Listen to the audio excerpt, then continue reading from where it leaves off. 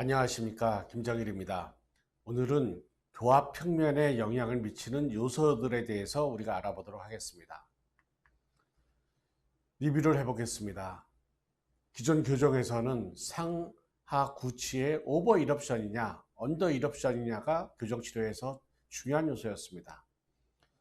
그런데 묘에서는 상하계 교합평면 그리고 구치부 교합평면, 이런 교합평면이라고 하는 것은 구치의 수직적인 높이뿐만 아니라 전치까지도 같이 영향을 받게 되는 거죠.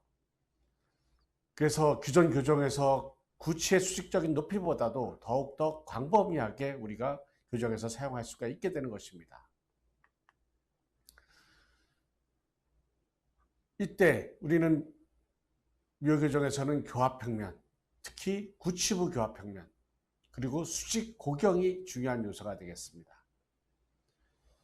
그럴 때 하악의 구치가 이와 같이 근심으로 쓰러져 있냐, 경사도가 되어 있냐, 아니면 하악의 구치가 이렇게 오버 이럽션이 되어 있냐, 아니면 하악의 전치가 오버 이럽션이 되어 있냐, 거기는 상대적인 것이 표현이 될 수가 있게 되겠죠.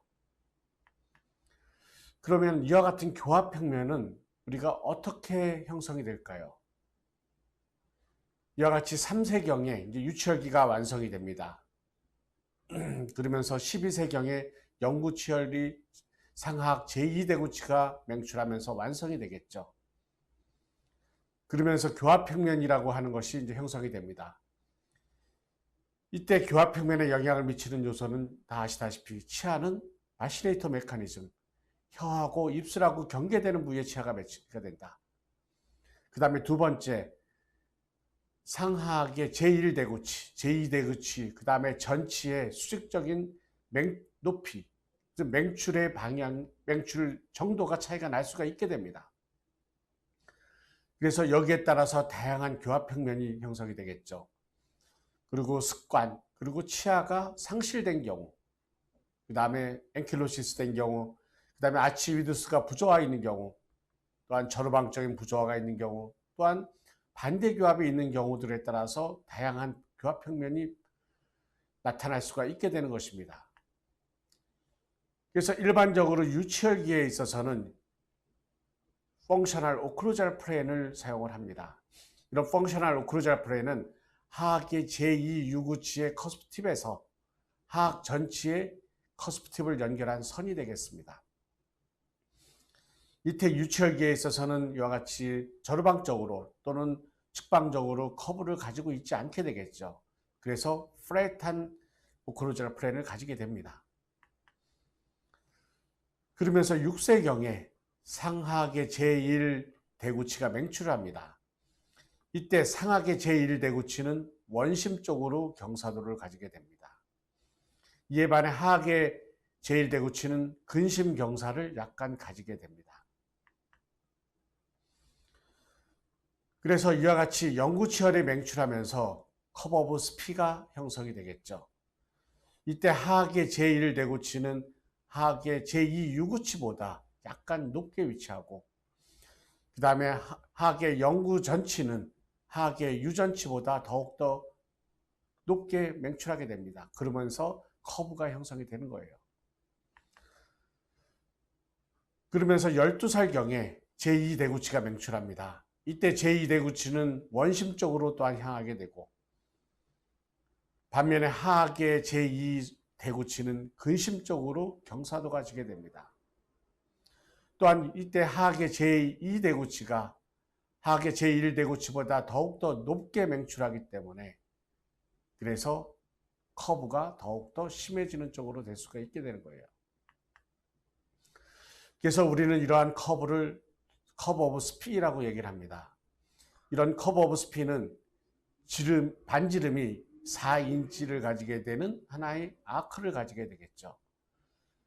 그러면서 사람들에 따라서 콘다일의 엑시스나 아니면 콘다일의 전방을 지난다고도 얘기를 하게 되겠습니다.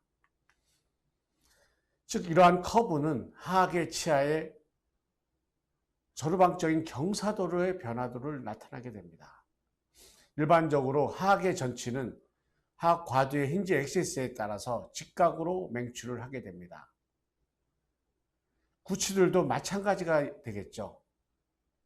그래서 구치가 이와 같이 직각으로 맹출하려고 하게 되면은 치아들은 더욱더 근심으로 경사도가 되려고 합니다. 그래서 자연적인 커브 오브 스피가 형성이 되는 것이에요. 그러던 중에 유치가 교환을 하게 됩니다. 유치가 교환을 하게 되면서 구치들은 더욱더 전방으로 경사도가 심해질 수가 있게 돼요. 그래서 일반적으로 상악에서는 상악의 견치, 하악에서는 하악의 제2대구치, 제2소구치가 맹출할 공간이 부족한 경우가 많이 보게 됩니다. 그럴 때 이와 같이 엑시얼 인클리네이션이 이와 같이 변화가 되는 것은 우리가 공간이 부족한 것에 대해서 우리 치아가 보상을 하는 거라고 얘기를 하게 됩니다. 그래서 우리가 이와 같이 치열궁이 발육할 때 중요시하게 보여야 되는 것은 치열의 근원심적인 경사도가 되겠습니다. 그래서 이런 근원심 경사도를 주의 있게 보고 이거는 우리가 치료 이 과정에서 유지가 돼야만 될 것이에요.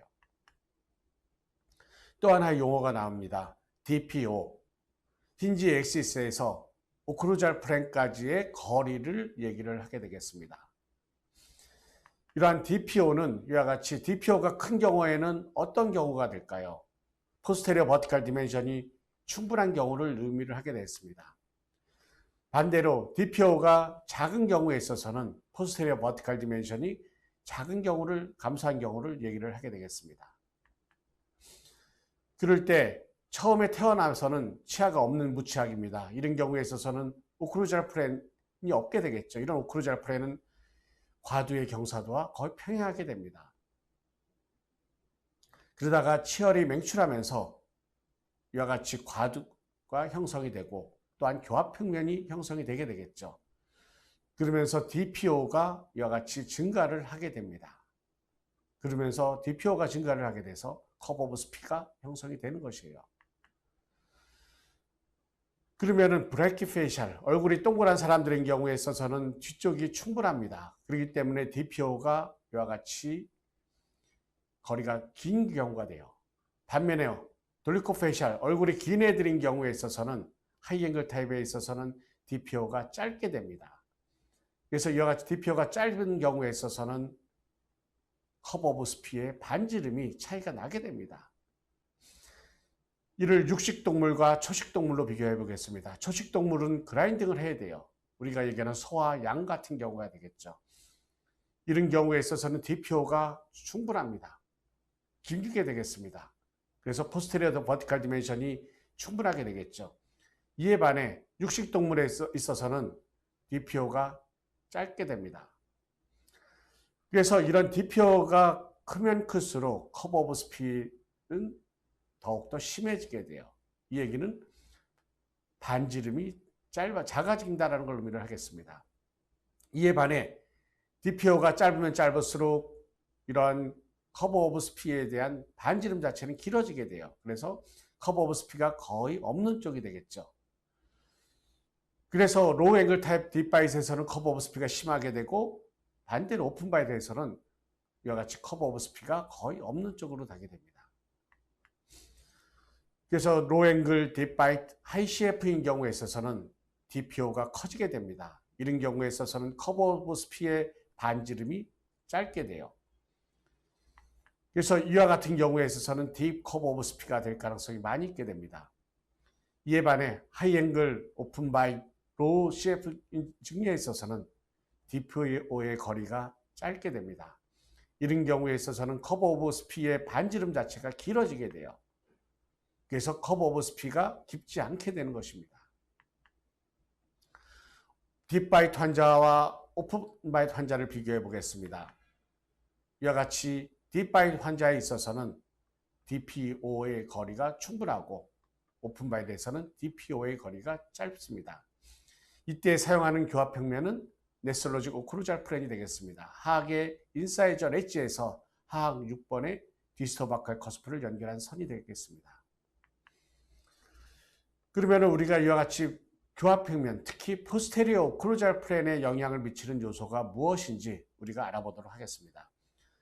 다음과 같은 사항이 있을 수가 있습니다. 엔테리어 컴포넌트 오브 포스, 그 다음에 환자의 성장 방향이 하이앵글이냐 로앵글이냐, 그 다음에 포스테리어 디스크레판시가 어떠냐, 그 다음에 유구치가 조기 상실되어 있냐. 첫 번째 항목은 엔테리어 컴포넌트 오브 포스가 됩니다. 엔테리어 컴포넌트 오브 포스는 일생 동안에 치아는 항상 근심으로 경사도 이동한다라는 이론이 되겠습니다. 이 형상에 영향을 미치는 요소로 있어서는 치아의 형태, 그 다음에 근심 경사도, 그 다음에 오클루잘 머스큘러 포스, 그 다음에 트랜스셉탈 파이버 등이 영향을 받을 수가 있을 것입니다. 두 번째의 경우에는 치아의 맹출 방향이 되겠습니다.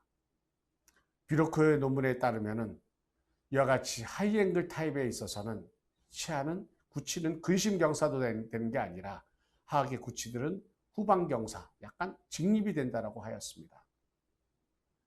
이에 반해 로앵글 타입에 있어서 딥바이트에 있어서는 하악의 구치가 더욱더 심하게 근심 경사도 된다고 하였습니다. 맨디블라 플랜에 따라서 보게 되면 더욱더 하악 구치가 근심 경사도 된 걸 볼 수가 있을 거예요. 그런데 이런 로앵글 타입에 있어서는 하악의 구치가 근심 경사가 되어 있지만은 두개골 자체가 프랙션 됨으로써 POP 값은 플랫하거나 정상의 값을 보이게 돼요. 이에 반해 하이앵글 타입에 있어서는 로앵글 자체가 업라이트가 됩니다. 그런데 맨디블라 플랫 앵글이 스티프하고 두개골 자체가 이와 같이 익스텐전이 되기 때문에 POP 자체는 커지게 됩니다. 두 중에 모두 구치들은 하악의 구치들은 근심 경사도가 된다는 것을 의미를 하겠습니다. 그 다음 항목은 포스테리어 디스크레판시가 되겠습니다. 포스테리어 디스크레판시는 상하의 6번, 7번, 8번의 부조화를 의미를 하게 되겠습니다. 일반적으로 포스테리어 디스크레판시는 6번의 메지알에서 레이무스의 엔테리어 보도까지 또는 PNS까지의 거리로 일반적으로 측정을 하게 됩니다. 이 공간이 부족한 경우에 있어서는 어떠한 현상들이 나타날 수가 있을까요? 사토 교수님은 이와 같이 포스테리어 디스크레판시가 부족한 경우에 있어서는 제3대구치가 맹출하려고 하기 때문에 구치들은 더 정출하려고 할 거고, 몰라요 오버이럽션과 그 다음에 구치의 근심 경사가 더욱더 심해질 수 있다고 하였습니다. 그 다음 항목은 유구치가 조기 상실되는 것입니다. 이와 같이 영구치가 맹출하면서 유구치는 상실할 수밖에 없게 됩니다. 그런데 조기 상실되면 어떻게 될까요? 하악의 제1대구치는 더욱더 근심으로 경사도가 될 것입니다. 그래서 이와 같이 공간이 부족한 경우에 있어서는 이와 같이 구치들이 맹출을 하면서 제2대구치가 맹출을 하겠죠. 그 다음에 제3대구치가 맹출하게 됨으로써 구치는 더욱더 근심 경사도가 될 것입니다. 그래서 이때 하악의 제1대구치가 근심 경사가 되는 것은 대부분의 경우에 피지올로지컬한 것보다는 패솔로지컬한 문제가 많다. 이는 주로 포스테리어 디스크레판시에 의해서 영향을 받기 때문이라고 얘기를 하였습니다. 그래서 이와 같이 포스테리어 디스크레판시가 있는 경우에 있어서는 어떠한 반응이 나타날까요? 측방에서 보겠습니다. 세컨 오더 밴드 입장이 되겠죠. 구치들은 오버이럽션이 되든지 아니면은 구치들이 근심 경사도가 될 것입니다. 교합면 관점에서 보겠습니다. 교합면 관점에서는 구치들이 메지알 로테이션이 될 것이에요. 정면에서 보면 어떤 반응이 나타날까요? 정면에서 보면은 하악의 구치는 설측으로 경사도가 되고, 이에 따라서 상악의 구치들이 시저 바이시 될 가능성이 또 많이 있게 되겠습니다. 그래서 하악의 구치의 근심 경사가 상당히 중요한 요소가 되겠습니다.